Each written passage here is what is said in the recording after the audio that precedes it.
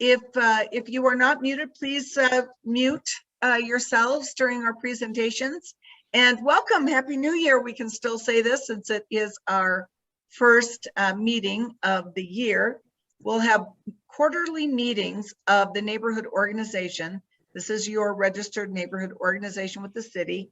We try to keep you updated on all important matters in between by blast emails, our website, and of course, our newsletter. So we are in the process of making some updates. I'll make a couple quick announcements here before we welcome our representative guests and move forward with our program for this evening. My name is Lou Raiders. I'm the current president of CCNNA, and I appreciate you all joining us. I'd like to give a shout out to one of our board members who is leaving us because he's got a lot on his plate right now. Jeff Bernard did a fabulous job helping us with a lot of our website matters, and he's the guy that put out our blast emails to try to keep you guys informed of things.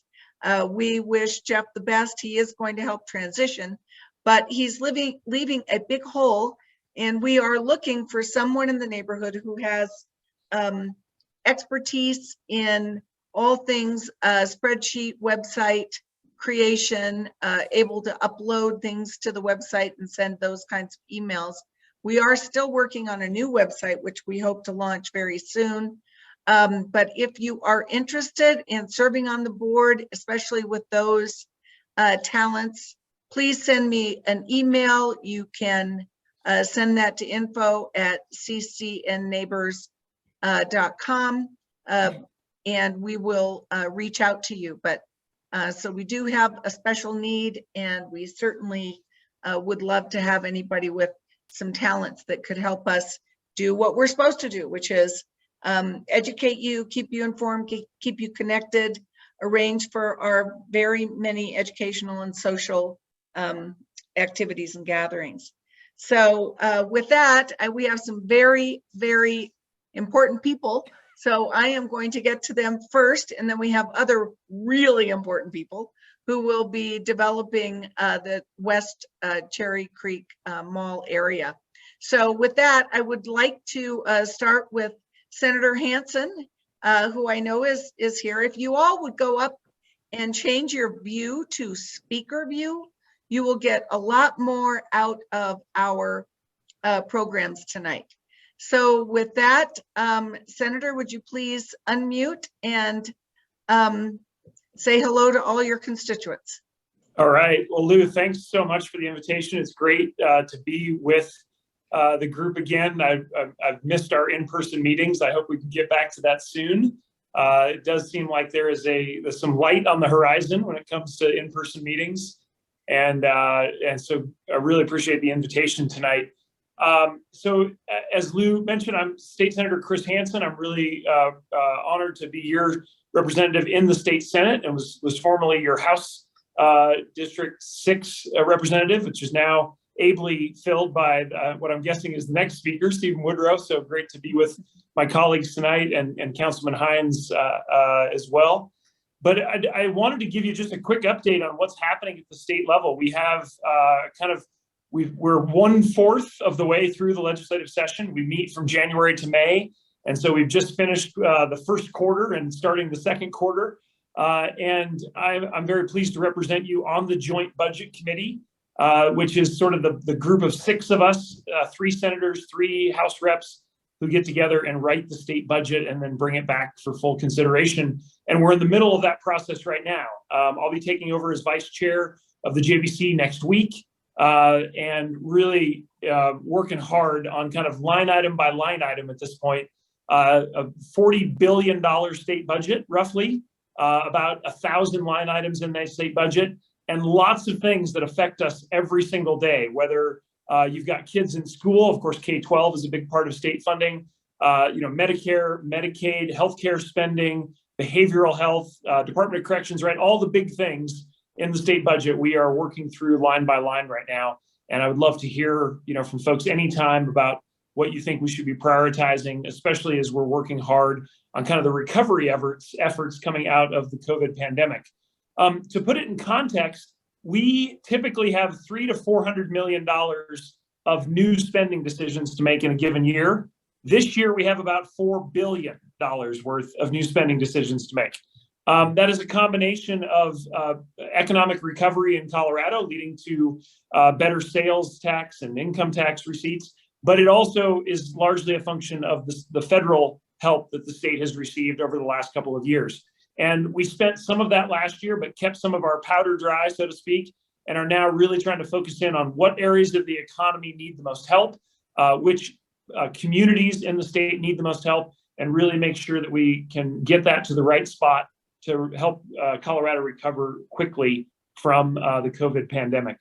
The other couple things I'll mention is I come from an energy and environmental background. I continue to run a lot of energy and climate change bills. We're working hard on climate change. I don't know if folks saw on the news today and the day before that we are in the middle of the worst drought in 1,200 years. That is how bad the drought is in the Western United States right now. And that is largely a function of climate change. And so we continue to lead on that in Colorado, working with great colleagues like Representative Woodrow. We have passed some really important bills on that front, and we're continuing now to kind of go sector by sector and make sure that we can improve environmental performance in the state. And I continue to focus on that in my legislative time at the Capitol. And the last thing I'll mention is really around public safety issues.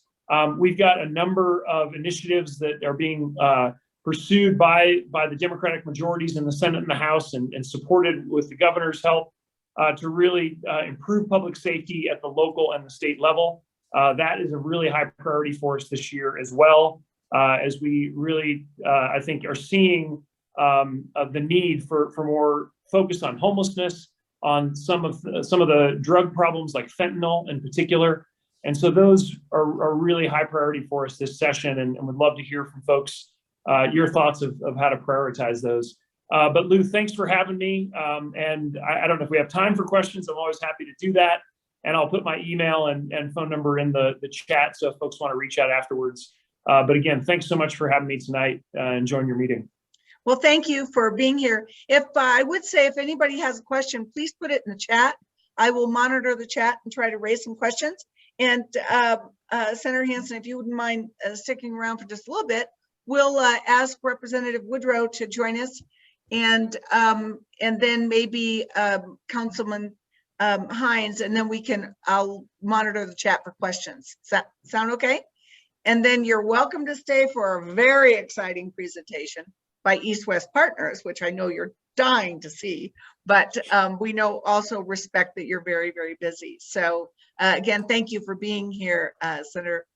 Representative Woodrow, are you available? Would you mind unmuting and taking the stage?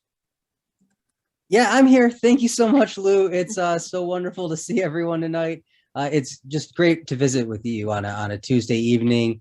As my colleague, Senator Hansen said, we are a quarter way through the legislative session, and we're at the point of the term when we're sort of firing on all cylinders with the budget, with bills in committee, and sort of, getting the work of the people done. It's also wonderful to see Councilman Hines here, and, I'll absolutely stick around for any questions that anyone has.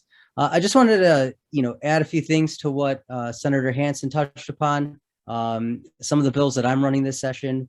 Just tonight, we had a hearing in the House Judiciary Committee on my bill to require 48-hour bond hearings in municipal courts. Last session, we were able to pass a 48-hour bond hearing at the state court level, and now we are applying that same standard to our municipal courts. I'm also running a bill to increase protection for the Attorney General, Secretary of State, and State Treasurer. I don't think it's a secret to anyone on this call that we're in very interesting times right now, politically speaking. And unfortunately, one byproduct of that is there's been an increased number of threats of violence against our statewide elected officials, particularly the Secretary of State's office. There's been a lot of turmoil with certain county folks, and it's really sort of stirred up a group of people who have responded in just a way that is sort of antithetical to our great American experiment. And so we are running a bill to make sure that those folks are protected so they can do the jobs they were elected to do. I had a bill to enhance consumer protections under our State Consumer Protection Act that's headed off to the Senate. I have a bill that's up on the House floor tomorrow dealing with insurance for ride shares, Ubers and Lyfts. I assume almost everyone on this call has been in an Uber or Lyft before, but few people know that if you don't carry your own auto insurance and you are the victim of a hit and run while in an Uber or Lyft, they don't carry insurance to cover you. And so unfortunately, we have a growing population of folks in Colorado who've been seriously injured while riding in an Uber or Lyft, and have been sort of, told that they're out of luck because it was a hit and run, and Uber and Lyft don't have to carry underinsured or uninsured motorist coverage. So we're trying to address that as well. I have another bill to address bias in jury selection, a bill I'm working on to address ghost guns. This is something that Councilman Hines was able to help, accomplish at the Denver City Council level. We're going to try to do this at the state level. Most people are still unaware that you can purchase kits on the internet of gun parts that will come to your house, and you can assemble them, whether it's in a garage or your kitchen table, and they're unserialized and done without a background check. And these ghost guns, is what they're called, have been showing up in an increasing number of violent crimes, not just in Colorado, but throughout the country. So we are taking aim, so to speak, at that problem. Some work that I'm really excited to talk to you all about is my work in the realm of affordable housing. This summer and fall, we worked on what's known as the Affordable Housing Transformational Task Force, using $400 million of federal funds that are coming into the state and directing those to address our affordable housing crisis. We've all seen the tents popping up. We know that it's a serious problem. We know that it doesn't just affect people at the lowest income levels. There is a missing middle that we're talking about as well, dealing with employees who cannot live in the areas where they are employed. It adds to commute times. It is a barrier when people are searching for work, and we have to make housing more affordable in the state. I've also been recently tapped by the Speaker's office to allocate $200 million directed towards addressing homelessness specifically. And we're really taking a holistic approach on this. We're not just looking at the affordable housing piece, which is obviously a huge component, but also what the data show work best, which is combining affordable housing with wraparound mental health services. All of us have been through, an almost unprecedented ordeal in most of our lifetimes with the pandemic. And what that's really done is exacerbated and brought into sharp relief just, how difficult we are as a populace struggling with our mental health issues. And it's hit, our homeless population just tremendously hard, and we have to address it. In addition to the bills that I'm running, there's always committee work. I serve on the House Judiciary Committee, where it's a lot of late nights dealing with some pretty weighty issues, as well as state, civic, military, and veterans affairs. Just last night in state affairs, we passed a bill out of committee that would ban firearms within 100 feet of polling locations. We all want safe, fair, and free elections, free of intimidation. This is a really important bill that was championed by Representative Bacon, and I was really happy to support her on that. So we're doing a lot of good work down under the dome. I put my email and phone number into the chat. Happy to stick around and answer questions. It's always a delight to see everyone. It's always a little bit difficult when I have to follow Senator Hansen because he sets the bar so high.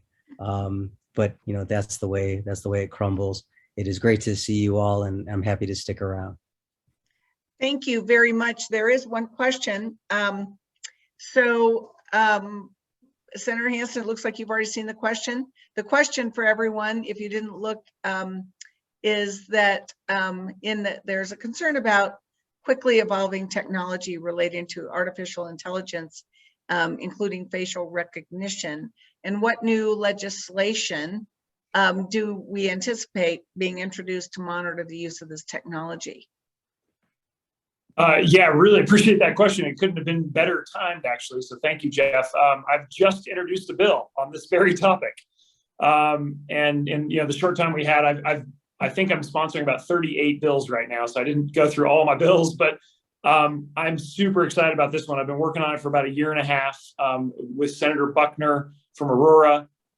We know there are a lot of false positives and false negatives with facial recognition, particularly for communities of color. It is a much higher error rate.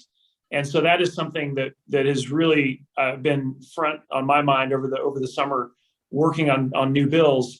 And we've introduced something I think that is a really balanced approach to create review, make sure there's human review of the data that's coming in, make sure that we reduce the error rate, and in places like schools, putting a moratorium on this technology until we can do that important safeguard work. So I really appreciate the question, Jeff, and would love to hear your thoughts on my bill draft. And if you have any improvements for me, I'm all ears as we move that bill through the process. But I just got that launched this week. Yeah, Fabulous. I would just add to that, Senator, that's phenomenal. And I can't wait to see the bill. It's so necessary right now. Illinois is one of the leaders on biometric privacy. We have to do more, and we are looking to do more this session, not only with facial recognition technology, but also retina scans, voice prints, and other biometric markers. More and more, we're seeing companies not only collect this data, but store it and then couple it with identifying information and building profiles on folks, so they're able to, tell who you are from your voice, from a picture of you online, and then target ads to you, or do other, even slightly less savory things with the information. So we are looking at what else we can do to protect folks' biometric privacy markers and making sure that they're not giving away this information without their informed consent. Fabulous. Thank you for that, and thank you for the update. We will be watching. It makes me think about that lawyer during the pandemic when he accidentally put the cat filter on. That might be one thing that we can all do to stay safe. But yeah. Thank you. And Lou, if folks, just really quickly, it's Senate Bill 113. If anybody's interested, Senate Bill 113. And they can find that just by going to bills that are posted. Yeah, it's all on the website of the General Assembly. I think it's ledge.colorado.gov, and you can find all the submitted bills. Thank you. There is another question that has come up regarding transportation. Highways and streets are a mess. With all those dollars, can we do anything to address that? Yeah, I'll let Chris take the pothole question, because that's what city councilors get paid the big bucks for. But on the state highways, I can tell you we made a massive step forward last year. Over the last 4 years, we've done about $7 billion of additional resources for state highways and bridges and infrastructure. I think you're going to be seeing some very immediate results of that. I'm guessing many of you drive to the mountains on a regular basis. Floyd Hill is going to be one of the top priority projects. A bunch of different places where we're adding some capacity on I-25 north and south. So you'll see the results of that work, I think, very quickly. But it's about $7 billion over the last 4 years. Wonderful. That's something to look forward to. Woohoo! When it's done, not during. But yeah, that's right. Yeah. Thank you very much. We'll continue to monitor the chat, but that was a good kickoff for Councilman Hines to step in and take the floor. And Happy New Year, Councilman, and please take the floor.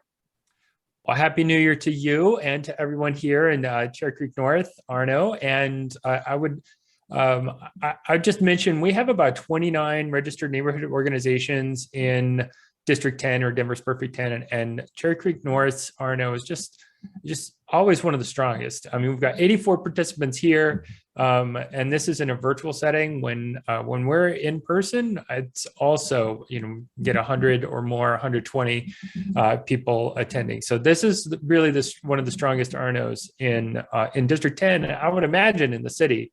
But I don't know anything outside of District 10. So, so there you go. I do want to, in the newsletter that announced this meeting, it did talk about snow shoveling, and we've had a bit of snow, Fortunately, I mean, when when our season was getting colder, we didn't really get a whole lot of snow for a while, but we did get some. And the two neighborhoods where I get the most comments about snow shoveling is Capitol Hill and Cherry Creek. So so if you are if you have a sidewalk, then make sure that you do shovel your snow for yourself and for everyone else who's trying to get around. There are some folks who are older in Cherry Creek and they are still concerned about COVID, and the only way they can get an exercise is walking around the neighborhood. So if you have a reason that you can't shovel the snow yourself, Denver has Snow Angels. It's a program where people sign up and volunteer their time for snow shoveling other people's sidewalks. So, and if you have the need, also Snow Angels will be there for you. One of the biggest conversations that we're having right now in the city is redistricting. And we do this every 10 years, and we had to wait until Amendments Y and Z ran their course. Amendments Y and Z were for the state and federal redistricting, and that completed its course. It was late because, because the federal government and our former president defunded the census, and so we just kind of had to do what we could with the timeline as it is. But once we were done with the state and federal redistricting, then our clerk and recorder had to create precincts in the city of Denver, which he's now done, and our redistricting process, the last time and the time before that and the time before that, we had a year to do. We're doing it all in 3 months. So, and that's because we were given the precincts, and as you probably know, because this is an engaged group, we also, as the people of Denver, voted to move our election from May 2023 to April 2023, and to announce to be a political candidate. And in the city level, you have to be a resident of that district for at least 12 months. So it'd be unfair of us to have the districts drawn at, even after or have the districts drawn and have fewer than 12 months for people to know whether they, what district they're in. So, so we're kind of in a tight crunch. I did post a kind of lengthy bit in the chat, and I did, there's the web URL, denvergov.org/redistricting. I would encourage people to visit it. It has a calendar of our public comment sessions. 4 of the 6 are now completed.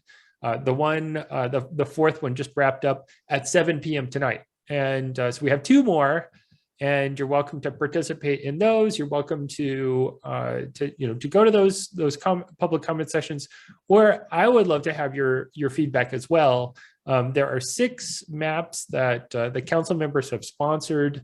I bet on map D, and all 6 of those maps are in that website, denvergov.org/redistricting.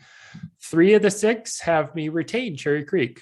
The other 3 don't. So so it's 50-50 at this point if you just took a look at the 6 different maps. Yeah, I'd be very interested in your thoughts. If you don't want to go to either the last 2, or if you did go to any of the ones that have happened already, and you have thoughts or comments, I'd be very interested to hear your thoughts or comments. And I put quite a bit of ways to reach out and contact me in that post in the chat. But you can email district10@denvergov.org. There's a phone number. There's Facebook, Twitter, Instagram. We do weekly. We have weekly hours reserved just for constituents, and I do a live stream on Fridays at 1:30 as well. The next thing I want to mention, facial recognition technology. We don't have any of that in Denver, so currently, and we've certainly had people reach out in the past, including right after I took office. People were asking about facial recognition technology, and we don't do that. And Chief Pazin just in the last week reconfirmed that our police department or none of our public safety agencies do any sort of facial recognition technology, and our tech services as well. The only other thing that I will mention, I'm really excited about the presentation that you're going to get here about Cherry Creek West. East-West Partners, I think, I mean, I want to gush because it is a large project. It is right in Cherry Creek. It's a $1 billion project. I don't know what the exact cost, but I'm gonna guess maybe East-West Partners will give you a better estimate. But that's one of the really cool things about our city is that we've got a $1 billion project in Cherry Creek. We've got a $1 billion project in Golden Triangle. Just Lennar is doing $1 billion investment in Golden Triangle. We have River Mile, which is $1 billion project. We have National Western, which is just the federal, or sorry, not the federal, the bond funds that we've put into National Western are almost $1 billion. And that's, I mean, there's just so much that is happening in our city. I'm just so excited that I have the opportunity to be at the table with so much change. But 2 of those projects are in District 10. So it's really fun to see all that change. I'm a big advocate. So and the question in the chat was talking about roads and highways, or highways and streets are a mess. I'm also trying to get people viable alternatives to cars too, because 70% of Denver workers commute to and from their job by single occupant vehicle. And a lot of that's because our sidewalks are busted and broken, and our bike lanes are incomplete, and people don't have the freedom to get from A to B safely in anything but a car. So certainly we need to make sure that we have safe ways to get around in the car, but we're trying to find alternatives to cars. As more people move to our city, if they don't have viable alternatives to cars, they will bring more cars, which will mean it's even harder to park, and our rush hour traffic will be even worse. And Colorado will just be even more a parking lot than it already is. So I think that's all I really want to cover right now, just because we have a lot on the agenda. There's some comments. Pedestrians need to walk safely down 2nd from Colorado to Josephine. Yes, there are. So definitely Colorado is one of our, I'm sorry, Lou, may I take the question? Oh, sure. I think she's talking about from Colorado to Josephine. There are a lot of those areas where we don't have sidewalks, and maybe you could update us on the sidewalk campaign and what's happening in that arena. Yeah, so in 2018, there was a sidewalk repair program that launched to a bunch of fanfare, but not a lot of funding. And it also was trying to go from neighborhood to neighborhood. And 2 years later, in 2020, it hadn't even gotten out of the first half of a neighborhood. And so you can do an internet search for Chris Hines sidewalk repair program. I was pretty vocal about how it would take, at this rate, it would take 156 years, or at this rate, it would take 200 years. And so the program, while well-intentioned, just didn't have the funding behind it to really move forward. And so I'm working with council members Cashman and Clark. So the 3 of us are working closely with Dottie and right now with the city attorney's office, just getting the bow put on a new project that will have a lot more funding.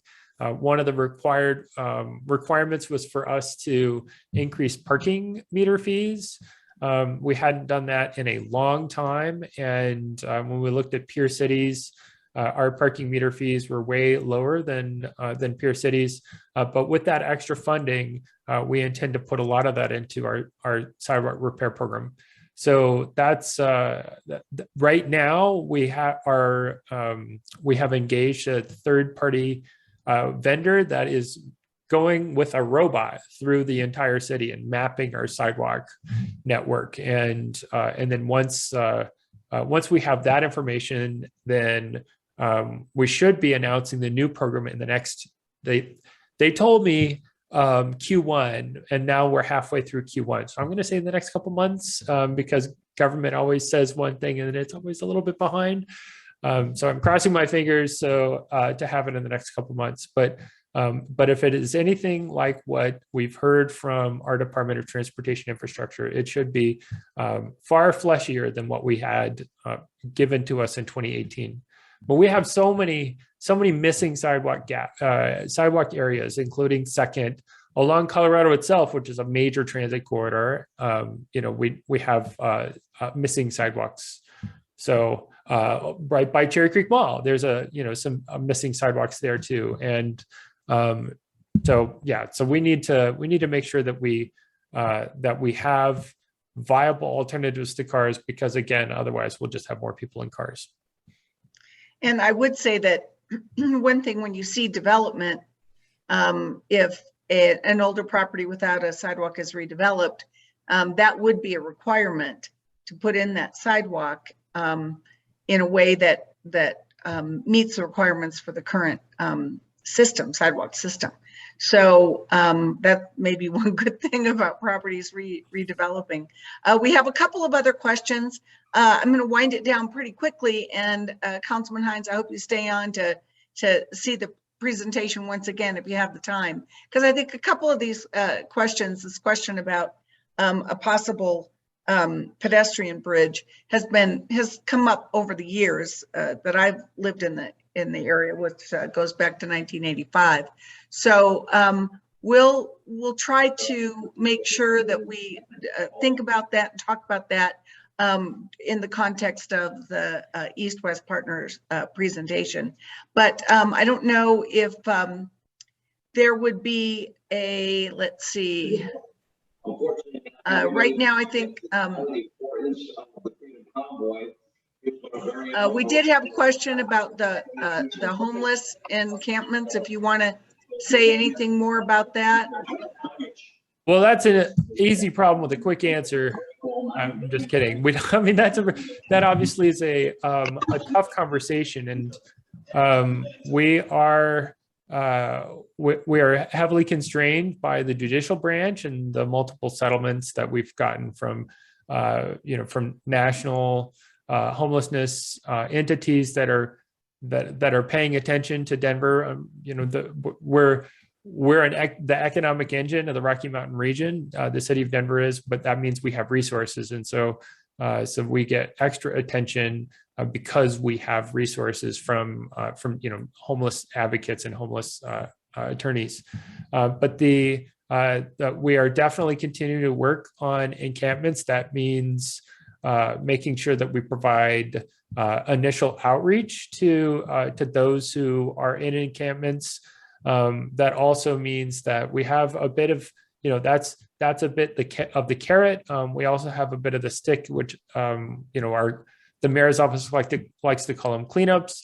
Everyone else, including the judicial branch, calls them sweeps. So we do continue to monitor public health, safety, and welfare. And when right-of-ways are blocked, or there are people who are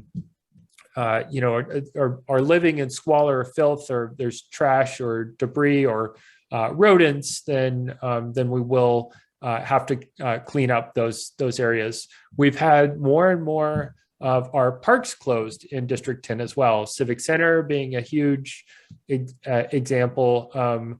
Just last Thursday or Friday, all the triangles along Park Avenue were closed. And I know these aren't in Cherry Creek, but most of the homeless encampments are on the west side of District 10, not as much on the east side. Although there are a couple of reports occasionally of Pulaski Park having a tent or two, but usually those they don't last very long. But we continue to use both the carrot and the stick, and we try to come up with humane ways to provide outreach and services. We also continue to have cleanups or sweeps. And I don't know if you saw the mayor's announcement last week, might have been the week before, but he is also looking at other options. So when one of the biggest options that I saw regarding homelessness is when someone enters our jail system, we are looking into providing addiction and mental health services, regardless of the person's interest in obtaining those services. That's a bit more controversial. Some people disagree with that that approach, but we see time and time again that there are folks who really clearly need some help, and they're service resistant for whatever reason. So that is we've tried some of the other options, and the mayor is considering that again. There is a comment by Dr. Court here about the Josephine. I'd like to try to break this off because we've really got a great presentation. A lot of people are here to see, but perhaps we could even have a side conversation, maybe Councilman Hines, with the group at the Carriage House Townhomes on Josephine. I know I've heard some of these concerns before regarding traffic and safety and volume of cars. I know we've had many reports over the last year about a lot of street racing on 6th, and some of these larger corridors, traffic corridors, are seeing increased noise due to that and just sheer volume. So I'd like to acknowledge the question and maybe ask if Councilman Hines, maybe we could get Dr. Court and some of the others together and have a conversation about that specific location when it might work for you. Yeah, I apologize if we haven't responded. That's atypical of us. We're usually really good at responding. So if you'd be willing,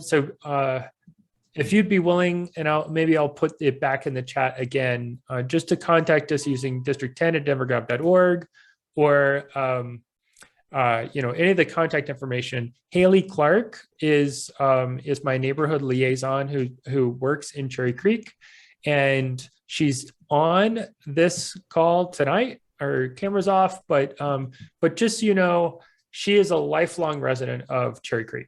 So I like to hire people who live in District 10 because it's got, someone with skin in the game. But not only do we have someone who is in District 10, she's lived in Cherry Creek her whole life. So again, I apologize that we've dropped the ball. I'd love to try again. And for any of these questions, I mean, we do reserve slots each week just for constituents. So I apologize that we didn't provide you appropriate constituent services, and please allow us to try harder. Thank you. And I know that people have raised some of those concerns. I mean, I live at on the 400 block, and we still hear some of that up on 6. So I'm going to bring this to a close. Councilman Hines, we asked you to come back a lot, and you always do, and we really appreciate that. But given our time constraints and being one who kind of is, I keep to the agenda, I think we would like to, wait a second, here's one I would like to pick this up with you if you've heard anything about our library closing. Looks like there's a comment that's a rumor that our library might be closing. So the library failed a structural integrity test. Ouch. And so that's why the Cherry Creek Library is temporarily closed. The idea is, the last I heard from the library system was not that it would be permanently closed, but certainly it would be horrible if we kept the library open and it would have fallen down and hurt someone. Employees, Cherry Creek residents, anyone in the library. So the idea now is to analyze the structure to see if that is something that is an easy fix or not. So I haven't heard anything from the library saying that it will be permanently closed. It's certainly temporarily closed, but that is out of an abundance of caution. Well, if you hear anything, if you don't mind passing it on to me, Thank you for the question, because I hadn't heard that rumor. I just thought it was some temporary closure. So we'll keep following up on that. Thank you for that. So now, true to my word, I'm going back to my agenda. Thank you all for presenting. There are a lot of questions that maybe, for example, the homeless issue that keeps coming up really needs, maybe we'll get some of the funding that Senator Hansen and Representative Woodrow talked about to help with problems as that trickles down to the city. So thank you for joining us tonight, and I'm sure we'll be in close touch, of course. And with that, I would like to move on in our agenda to welcome Amy Cara, who is the managing partner of East West Partners. And she has a great team. I have heard this presentation once at the Cherry Creek Steering Committee, of which I am chair. And it is a very exciting opportunity to bring to you this great presentation about what we may be seeing here over the next several years. So Amy, would you please take the floor, and when you want me to, tell me who you want me to make a temporary host so they can share the screen. Amy? Thank you so much, Lou. I appreciate it. And Councilman Hines, of course, appreciate your warm endorsement.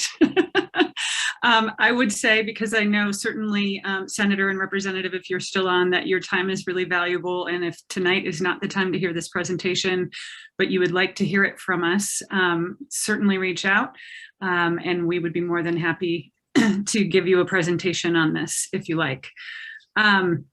I was going to be the one who was going to share my screen, actually. So I think if you could just set me up for that.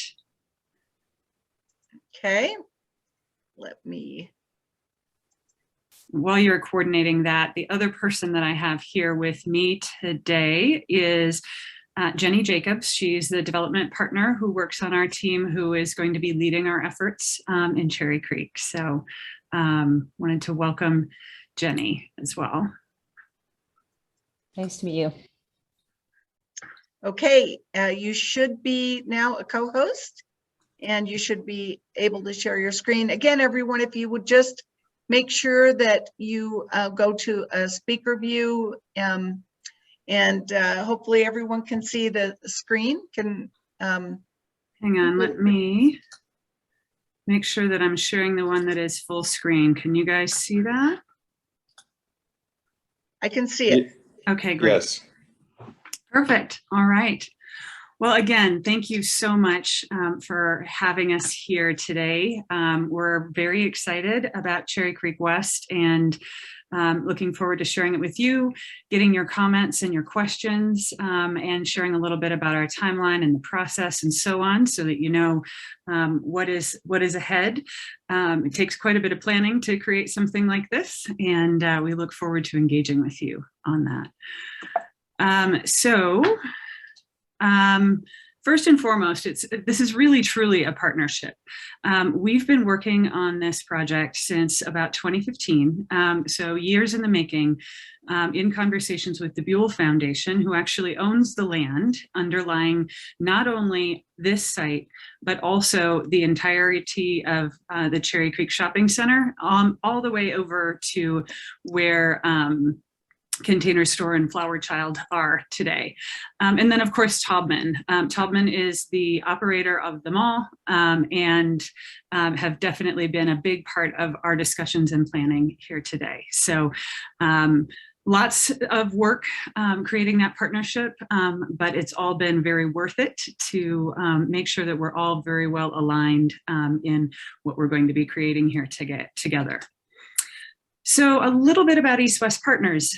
Some of you may be familiar with who we are, but many of you may not. East West Partners is a 37-year-old company. The company as a whole historically was based up in the Vail Valley. Now our headquarters are down here in Denver. And we came to Denver to begin working on creating terrific places, which is our motto. back in 1999, so 22 years ago. And I joined East West Partners at that time to be working on this first project here on the left, which is Riverfront Park. Riverfront Park is a primarily residential neighborhood that really transformed. It doubled at the time the number of residents living in downtown Denver. And we think it's really a terrific place to live and really was transformative for downtown at that time. In 2006, we became the master developer in partnership with Continuum Partners for Denver Union Station. And Denver Union Station was not just the transit project, although that was a pretty major project in and of itself. That's a $500 million investment in transit and public plazas and so on. But also many of the residential buildings and office buildings surrounding that. I think what we're most proud of, and I think what made us really successful down there, is that it's more than just transit, but it's also a lot of really great public spaces, the fountains that are out in front of Denver Union Station as an example, and many of the other plazas that are there. So very excited to have been part of that. And so this is our next chapter, and we're really excited to be bringing that to Cherry Creek. So here is the site. And I think many of you are really aware of where this is and what the parcel is that we're talking about. But I do like to pause on this for a moment, because the other thing, there are a few things that people don't really understand about this site. So the first is that along, it runs from University up to Clayton Lane. And Clayton Lane in that location is a private drive. It's really the access to the mall. So it's not a public street, but it does go up until that area. And then from First Avenue, and in this case, it goes all the way to the creek. And so here, Cherry Creek North Drive is again a private drive, but it's part of our redevelopment and really allows us to bring to life one of the things that we think is going to be one of the most transformational components of this redevelopment. So I like to provide this mission, and I won't read it to you. You can all read that yourselves. But I think one of the really important things about the way we thought about redevelopment of this parcel is to say, how is it that people want to move through and across this site? And how can we connect Cherry Creek North to the creek? How can we connect the creek to the community and really create this as a conduit instead of a barrier across? Because it is in fact Cherry Creek's namesake. So by doing so and creating that connection, we think we can create a place that is people-centric and that will help the community embrace the creek. And by doing so, it'll also be a terrific place to live and work. I also wanted to focus really quickly on our values, so that the mission statement I spoke to really spoke about the fact that this is really designed for people first, that we thought of first, how do people want to move through the site? Then how does that create the public realm and all of the spaces that people move through and spend time? And then and only then dropping the buildings in. And that's really different, we think, and we're really excited to bring that to Cherry Creek through the Cherry Creek West. It's very much a celebration of the outdoors. A huge percentage of what we have here, because we're starting with the idea of the public realm, is outdoor space. And that outdoor space is for everyone. And we think you'll be really excited when you see the different components that we've put together here for that. We're putting the creek back in Cherry Creek. That is really the first opportunity in a while, and I'll show you a graphic that really demonstrates this, for Cherry Creek to be connected to its namesake by the fact that we're going to make this connection. The shopping center is very much a barrier, and unless you're a member at the country club, that's also a barrier to the creek. This will be a way for everybody to get to the creek. We're neighbors for the long term. I spoke about the fact that we're based here in Denver, that we've been here for 22 years and we're not going anywhere. We are creating a long-term partnership. That was a huge component of the conversation with the Buell Foundation. They have a long-term commitment to this community, and they wanted a partner that also had a long-term commitment to this community. So that's very, very important.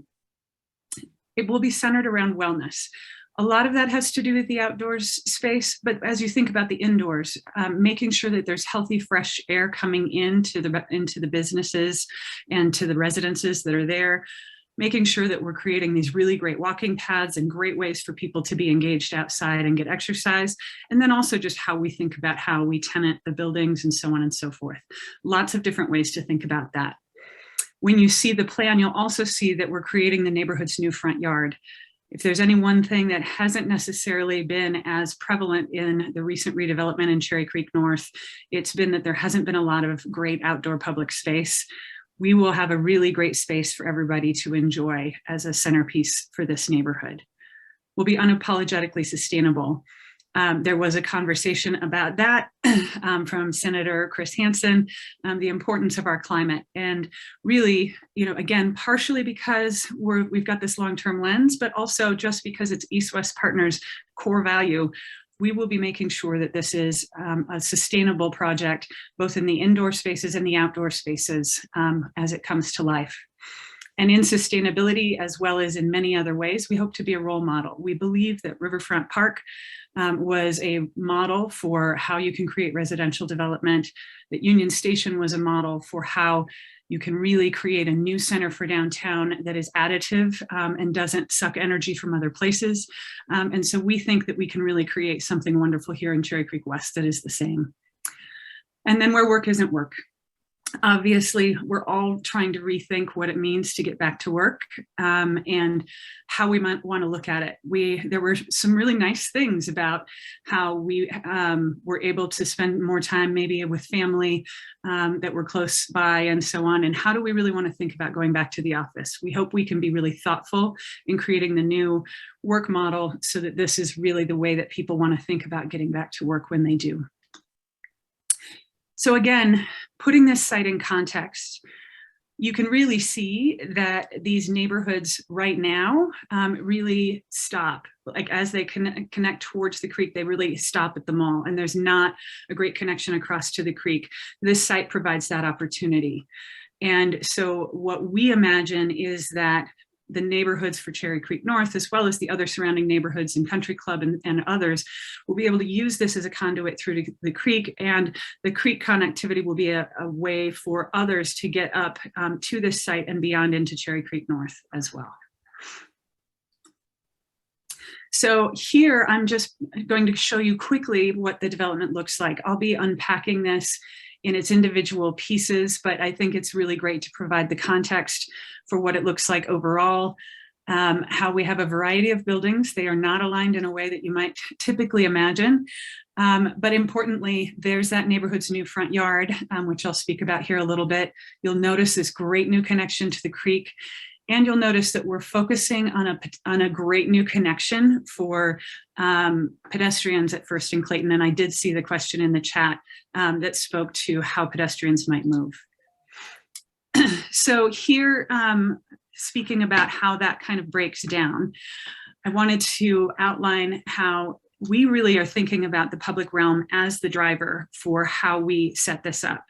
And so knowing that people that are in Cherry Creek North want to have that connection across to the creek, we figured that the best place for that to happen is at First and Clayton, that if we can make a better pedestrian connection at that, then we can really welcome people into the community all the way through, create this great porosity that connects visually for, if you happen to be over on the site by Whole Foods, for example, that you can really see through and in towards the center of this site, and that it feels welcoming for everyone.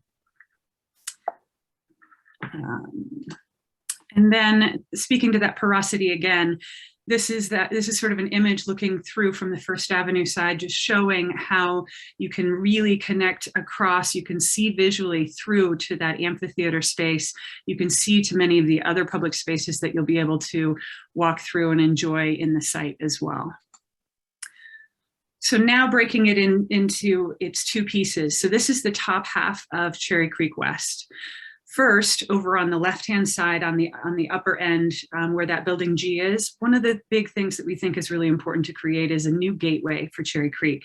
Today, if you come into Cherry Creek from downtown and from those neighborhoods over in that direction, what you're greeted with is two huge parking lots. By creating a really nice street edge there, where there's a building that is sort of expresses the beginning of Cherry Creek, as well as really great pedestrian paths that meander along First Avenue and take you a little bit away from the traffic experience. We think that really starts to set the tone for the great neighborhood that Cherry Creek already is, and really how we can add something to that experience. Another thing you'll really notice on this slide is there are really not a lot of cars here, and that speaks to that pedestrian prioritization. We are bringing cars in only at 4 places on this overall site. One of them is right at University Boulevard, where you would access this site today, sort of the Bed Bath & Beyond entrance, if you will. And then on First Avenue, there's a second one of those entrances. That's essentially where you would enter for Elway's today. So cars would come in at that location as well. And then there's a third one over at Clayton, and I'll speak to the one on the south end of the site when we get down there. But the other component is this confluence area. This is that place that pedestrians will really come to and be welcomed at this site. And one of the first things that we're doing to really create the expression of what happens beyond is there's a fountain sort of setting where you get the suggestion of the creek beyond. And that is the thing that really begins to welcome you to Cherry Creek West and to the creek as you pass through it. You'll also see that there's a market square. This market square is designed to be a heart of the community in a lot of ways. It also can be the new center for the new farmers market. When we do that, we have this great chance to maybe even expand the size of the farmers market, and certainly it'll be in a much nicer environment when it's not just sitting in the parking lot. So we know that we can expand. We played with it to kind of see how we can get farmers market tents in here, and we can get at least twice as many as exist today. So really excited about that opportunity. Here's a rendering of what that looks like from First and Clayton. So if you've just crossed from Cherry Creek North into our neighborhood here, you can see that you're greeted by this little sort of fountain space that welcomes people to come and enjoy this space. And you can see the suggestion of the market square just beyond.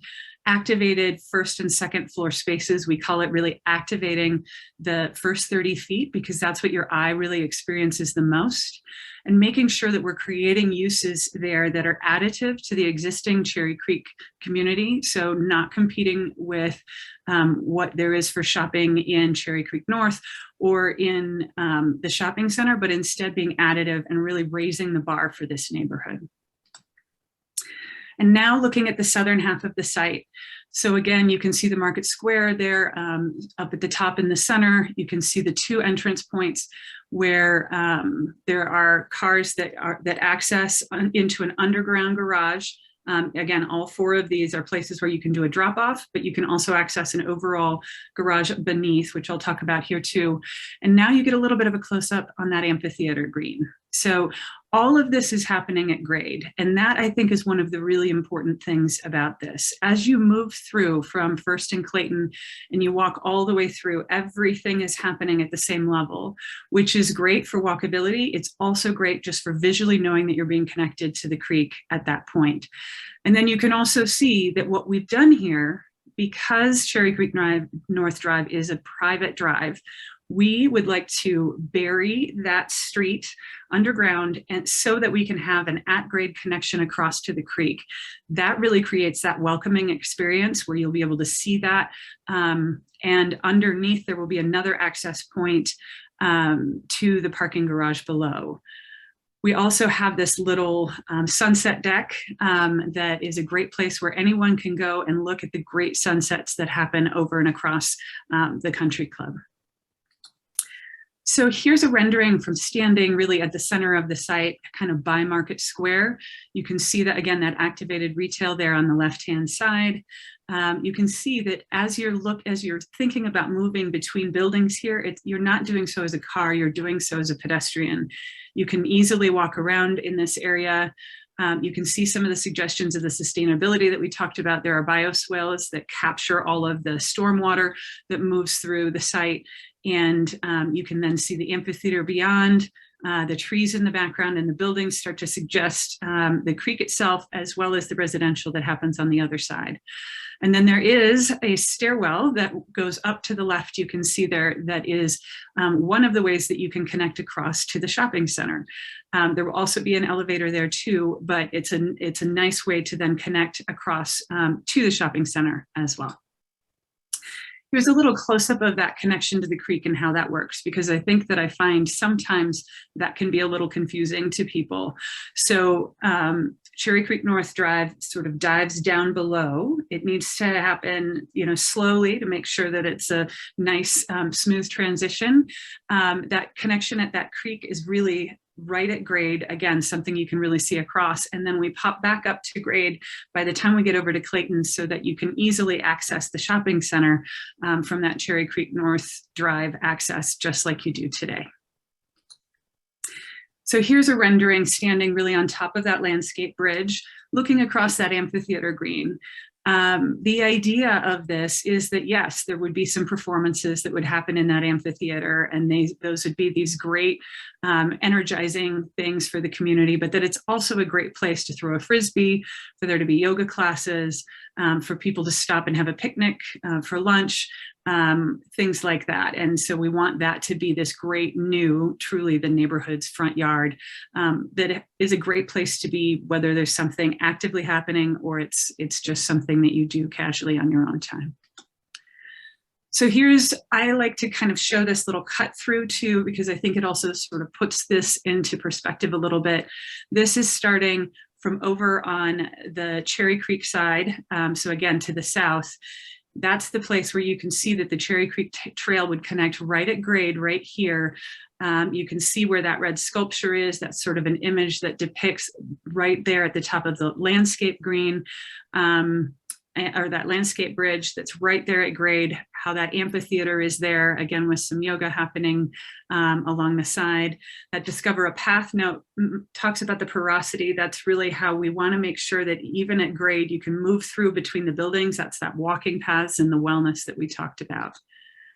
And then here, starting from Market Square, again, moving north as you move to the right, seeing how we've got that sort of activated plaza where the markets can happen. There's a lot of space between the buildings, which allows a lot of natural light to move through and makes it a really comfortable and wonderful place to walk through. And then you can walk through, again, that building there that's up against First Avenue to where you can connect to the ride share or get dropped off. And we'll also have an RTD stop that'll be right along that edge. So importantly for that connection for transit, because we are not certainly on light rail here, as you all know. Speaking a little bit about the parking access, I think it's important to speak to this because it's not real clear from that first grade level or that first floor level there. There are the 4 places that you can connect down into the parking garage. They all move you towards the center. So if you are a member of the public coming and driving to this site, you would come and you would be generally centered around where these public spaces are. But if you are a resident or you're an office worker, you're going to more likely want to go park under the building where you live or where you work. A key component of this is parking once. And it's this whole idea of a 15-minute community, that if you can work and live and meet all of your basic daily needs within a 15-minute walk, you are much less likely to get in a car and create car trips. This is a concept that there's been a lot of conversation about recently, and it's a really great way to think about our futures. And so that's something that we're really focused on trying to make sure that we do, is have a combination of residential and office and all of those services and things like that, so that that can really happen here. I also like to point out the bicycle access and circulation. It's important, as many of you know, if you walk a lot, it's important that pedestrians and bikes are separated from one another. Bikes are often going, particularly along the Cherry Creek path, they can be going 20, 25 miles an hour. And so we need to be really thoughtful in how we create these pathways and we keep pedestrians and bikes at a safe distance from one another. So these are conversations we're just starting with the Department of Transit and Infrastructure, as well as with the bicycle community and with the Greenway Foundation. So working actively on that currently. So that's really all the slides I have. I can kick back to the overall plan, perhaps, because it's a nice place to start the conversation, or, happy to enter into any questions here. Thank you very much, Amy. And there are a lot of questions in the chat. I'm going to go over a number of them, but I think I'd like to just ask you, is it true that there is a website for this project? It's cherrycreekwest.com? That is correct. And thank you very much, because I did forget to mention that. Yes, cherrycreekwest.com is our website. And what we have there is a place where you can sign up. So certainly, we'll come back and talk to you all often if you like. And you've got that there on the chat. I see it now. But you can sign up, and then therefore, when there are new renderings or new information, or there's a public, the city will have public meetings and so on. All of that information will be there. We're also posting inspirational images about other things that we love around the country that we're seeing, so you can get a sense of what gets us excited, as well as hopefully pretty soon, we'd love to do an interview with the Buell Foundation, so that if you are not familiar with what their mission is, you'll understand the other things that this will support. And the Greenway Foundation, maybe you could mention, I think a lot of us, we have had some creek park cleanups from time to time. A lot of residents in Cherry Creek North have participated in those cleanups, and of course we do a lot with the Greenway Foundation in terms of following their mission. So can you talk a little bit about their involvement maybe with the planning? Yeah, absolutely. So the Greenway Foundation was a great partner for us down in Riverfront Park. We obviously, with Commons Park being right there along the Platte, we similarly had a connected water experience. So we got to know Jeff Shoemaker and his father before him really well. They have been doing some planning for how this area could be improved along the creek here, and the Cherry Creek bid has been involved in those conversations. So there really has been some planning here, which we want to make sure we're thoughtful about as we connect to it. What are the great ideas from that should definitely still be going forward? How could maybe some of this new connection that wouldn't have been anticipated at that time be a part of that conversation? And we're actually meeting with them tomorrow to kick off some of those conversations. So we've seen the 1 or 2 pages of planning that were sort of out there publicly available, but we want to understand the nuts and the bolts of the ideas in order to make sure we're thoughtful. Okay. So, yeah. There are quite a few questions in the chat. I'm going to hit a few of them given our time constraints tonight, but I'm going to hold Amy to her word. She'll come back and talk to us. And of course, we'll keep following this and bringing you this information. We will link on our new website when we get that up, which hopefully, like I said, it won't be too long, to this project website so people can follow it. Amy, if you could talk just a little bit about building height and use, and whether or not, because this is a long-term ground lease, whether there would be any for sale or just for rent. Great questions. So first, as it relates to the heights, we are still in conversation with the city about sort of where this is all going to end up. But the thinking based on the city's planning documents, which include the Cherry Creek Area Plan and Blueprint Denver, this has been thought of an area where increased density was thought to be important. And again, that really speaks to that 15-minute community and that need to have enough density of residents and workers in one place that everyone can truly walk. So what that means is that density right around sort of the 12-story amount, which is about what the buildings along First Avenue, the new things that are being built along First Avenue is probably right around where our max is. That said, there's also right up at the Cranmer View Corridor is about 13 stories. So we can do 13 stories just under that height. And that's really what we've sort of started as our baseline.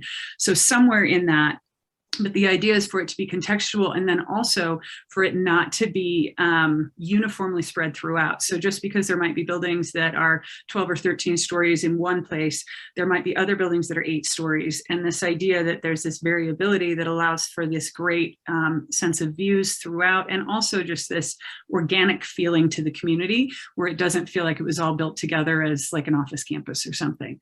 As far as uses are concerned, we do want to have office and residential. I think at this stage, it's unlikely that we'll have for sale residential because of that ground lease. And thank you for reminding me to talk about that, Lou. It's Buell will continue to own this land, so we are ground leasing it from them. It doesn't make it impossible to do for sale condo, but it hasn't really been a priority for the Buell Foundation. And so we anticipate that the residences will be for rent, and then there will be some retail and restaurants and things like that.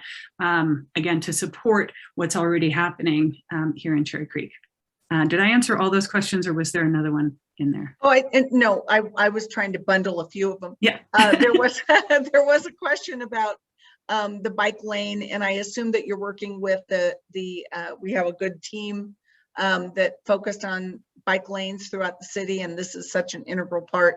Will you be working with them to resize, locate the bike lane, because it is a major thoroughfare there in parts, and people go pretty fast. They also walk their dogs and walk at different paces. So there's definitely room for improvement there. Have you given any specific thought to that? You know, we're just starting our conversations with the city. The city is doing a lot of planning. As you know, there's Denver Moves and there's Cherry Creek Moves, so a very specific program around this neighborhood.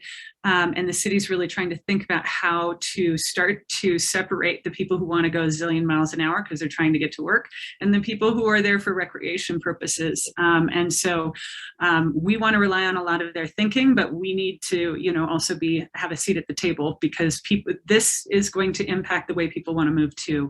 But how can we create part of the network? One of the things that they spoke about is that people really want to go from the creek up to these neighborhoods in Cherry Creek North. And so what's the best way for cyclists to do that, and do that safely with cars and peds and everything? So just starting those conversations, but hugely important. And at one point, many of you remember when, as part of Clayton Lane, we actually had a little bike storage place, and when Clayton Lane sold, that was gone. To a lot of people's surprise, there was a clause in that commitment that didn't run to the next owner. So I think there's been interest from time to time in making sure that we really have more safe bike parking, and especially even if it's underground, because you've got a lot of activity under the main level in the parking structure. So I think there'd be a real interest and support for trying to have a safe place for people to come into Cherry Creek, park their bikes in a safe space, and then walk up and again walk throughout the neighborhood. So if that can be a part, or if you've already thought about it, I think that would be a real need that we could see as a part of this project. Absolutely. Another great comment. I think we have imagined, actually, when we thought about the garage, it's really important that we be really thoughtful about how good that feels too. I mean, just as it needs to feel just as good as it feels upstairs, intuitive and thoughtful and lit and so on. And we feel the same way about the bicycle parking. There's an incredible opportunity for that with this bike trail right here, right? And so whether that's one large reservoir so that it's a really obvious place to park your bike, or maybe a couple of options, that's really going to be key to this idea of getting people out of their cars. And so bike parking for sure. So one of the questions I know I raised with you when you presented at the steering committee level was this question about the use of the amphitheater and programming, and I don't know if you've given any more thought. There was a question in the chat, so I thought I'd give you a little chance to talk about that. Yeah, that is going to be a conversation that evolves. We know we're going to have to be thoughtful about things like noise, for example. We'll have residents and businesses that are right here, but we also have residents that are right across the creek that'll be concerned about it too. So I think, design of this to make sure that sound is brought downward will be important to the extent that there are concerts and things like that. But there can be any number of performance. And I think too, just really figuring out what the community needs. I had some conversations with people over at the Denver Center for Performing Arts at the early stages of these conversations with Taubman. And they've got some great ideas. There are a lot of organizations, large and small, that really need venues. And so how can we be a part of that network? I'm not sure we know yet, but that'll be something that we'd love feedback on. This is only the neighborhood's front yard if it's really serving the needs and the desires of what people want to see and hear and experience here. So definitely would love feedback. And just for many of you on the call who remember when Fillmore, when they took Fillmore through and we lost the yard area, that really is something that we're able to close from time to time at the request to have neighborhood serving events. So I anticipate that much like there is a process to do that, that there will be some way to connect with the Cherry Creek North. I know that Nick Lemasters, who is the president of Cherry Creek North BID, which stands for Business Improvement District, for those of you who don't know, has been very involved with this project and with this development, because this really will be one of those things that if we can find easy ways for people to park as they're coming into the area, coming up University and park there, then they will take advantage not only of the shopping in the mall and in Cherry Creek West, but we want to make an easy access to Cherry Creek North. And I know how important it is that we work together to make sure that these projects actually are blend together with easy access. So to that point, I know you've thought about maybe a bridge, some other access points that might be easy for pedestrians, and this will be a part of the conversation in the years to come about the complete street that First Avenue can be, to make it easier to and safer, frankly, to get across and through. So I know that, Amy, that you're thinking about those things and probably don't have anything to share with us right now, but do you have anything to add to that?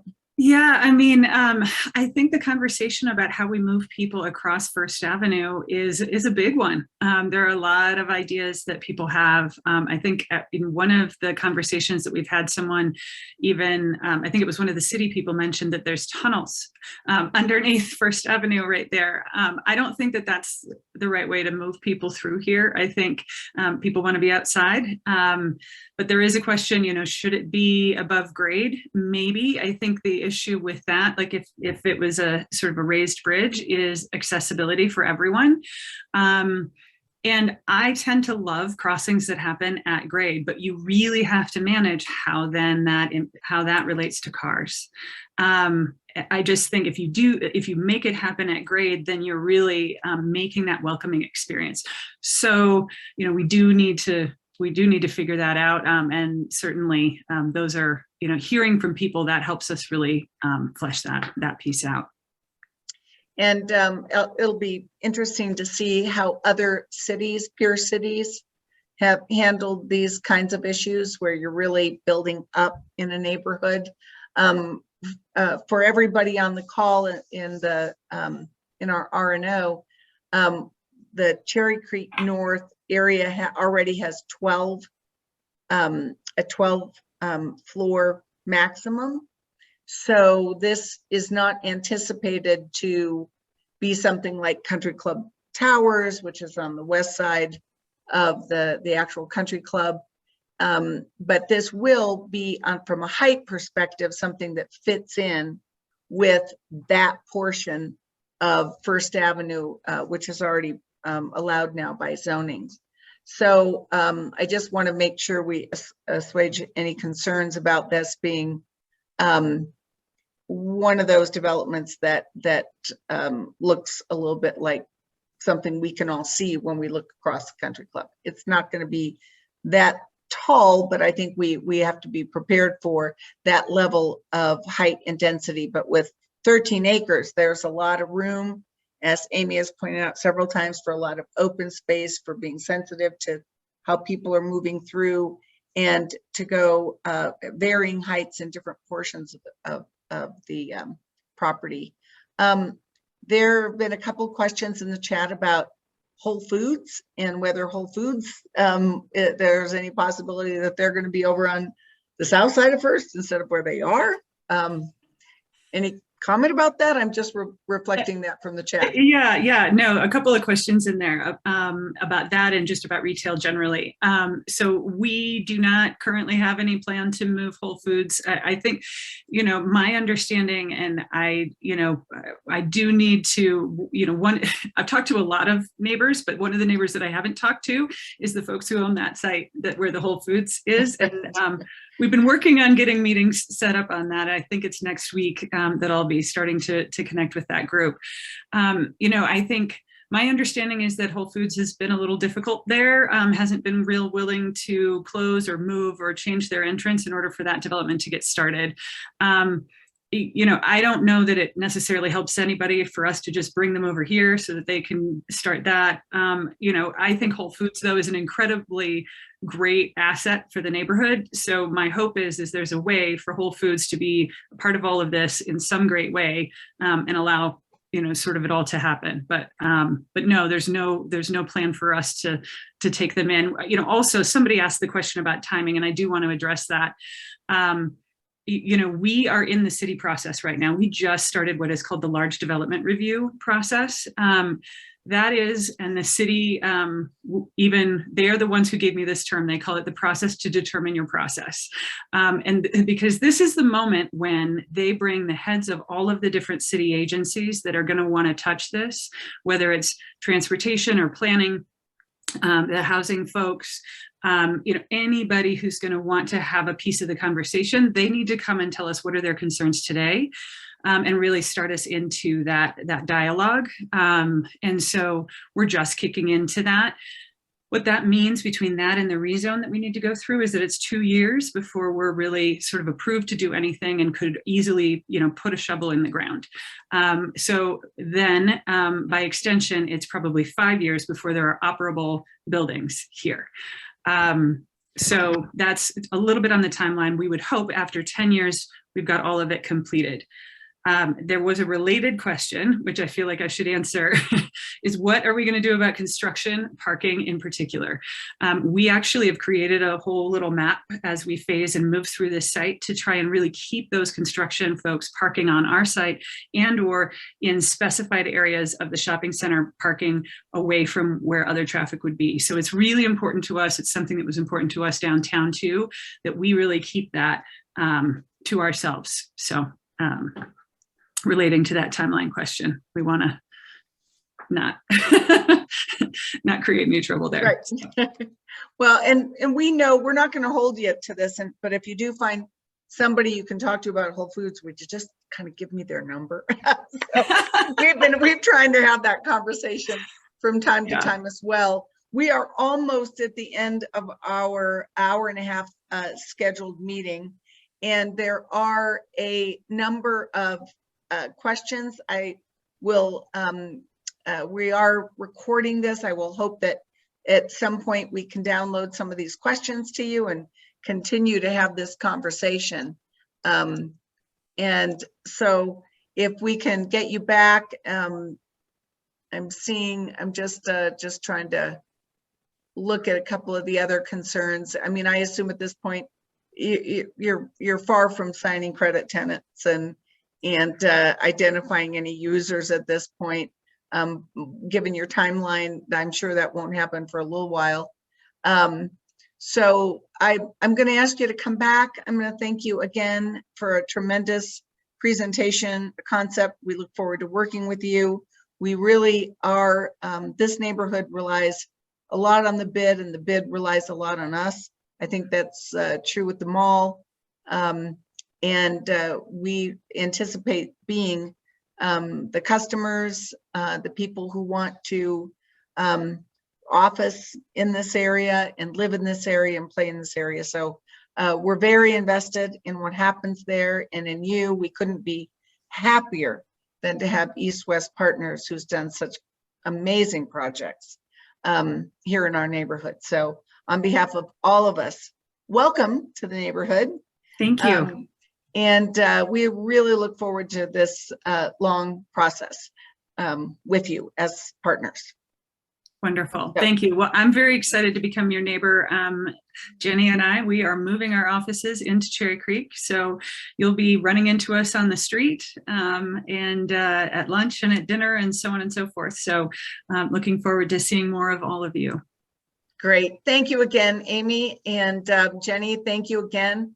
I think we're going to bring this to a close.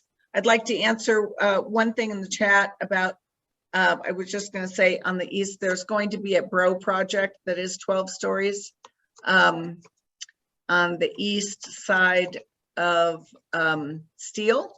That is moving through. So we do have 12 stories already along First and around on Steel. So we've got some 12, then we go to 8, and then we have the Cherry Creek North zoning for the CNN, which requires stepping down to 4, and on the north side of the CNN zoning 4, it has to come down to 3 on the very north side. So zoning, if anybody wants to get into the details of that, that might be a really good thing for us to present at another meeting, just so everyone can see. We can pull up the map and I can say, here's where it's 12, here's where it's 8, here's where it's CMX 5, for example. So we will continue to have those conversations with everyone so that nobody is surprised, because I know that sometimes people do get surprised. I'm just going to finish this. I'm going to tell you a couple of other things that we have coming up. We don't really have a lot of time right now before the end of our meeting, but in your newsletter, I think a lot of you saw a list of the business improvement district projects that are highlighted. 200 Clayton, 240 St. Paul, 235 Fillmore, 300 Fillmore, 2nd and Madison, 185 Steel. We know that Piatti's, some of us spent many evenings dining at Piatti's, closed suddenly as that property was acquired along with the former Bloom property, and that will be developed. So we are, we work very closely with Nicola Masters, the bid, the folks in the development who come through and present to the Cherry Creek North Design Review Board. So I have scheduled for our May meeting, this is a teaser, for our May meeting, we are going to be talking about what that means. So for Cherry Creek North, if they're in the bid, Business Improvement District, all new developments have to go through a specific review. There are design guidelines, requirements. There's a board that is headed by someone at the city where the design guidelines are reviewed, where comments are taken, which gives us a lot of comfort knowing that if people are actually in the bid, we know that there's a group of high-level professionals looking over those design guidelines and implementing those on our behalf. We want to tell you what those are. We want to tell you what projects are coming up. We want to talk to you about when a new project is constructed, what do we do about construction parking? There really is a requirement that there be a parking plan for construction workers filed with respect to large projects like this. So we have a lot of information that I think would be helpful for the neighborhood to understand and know what's coming up and what these properties are going to be.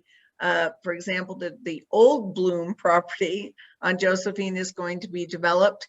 It is an office building. All these have first floor retail. But so you know what these projects can be, how they come to fruition, what the zoning is. I'll pull up a couple of maps and show you. I will try to do so really quickly so you don't fall asleep. And we want to just make sure that that is something where you know how to get that information and how we can keep you all informed. So that's my teaser for May. We'll probably have some other fun things too. The other thing in your newsletter, and we have a great team that works on the newsletter, Leslie New, big shout out to her. She does a tremendous job on the newsletter. You also got this flyer about a lot of the social opportunities and the social clubs. Thanks to Dick Cohen, who has put together a lot of these clubs. Dale Rudolph, who manages the myriad of the book clubs, and others on our board who try to help people within our neighborhood be educated, informed, involved, and have a place to get to know their neighbors. We'll have some new announcements about some new clubs in May as they're coming up, and possibly getting back together again, which would be a really fun thing. So encourage you all to become members. If you find somebody that moved into the neighborhood, tell them to reach out to us. We'd love to reach out to them. And we so appreciate you being here and helping us keep you all informed about how we are continuing to grow our really fabulous, great neighborhood. So with that, we are at 8:31 and I'm going to drop the gavel. Thank you all for being here. Remember, let me know if anybody can help on our board fill the big shoes left vacant by Jeff Bernard, and we'll keep trying to do our best for you all. Thank you again so very much. Good night, everyone.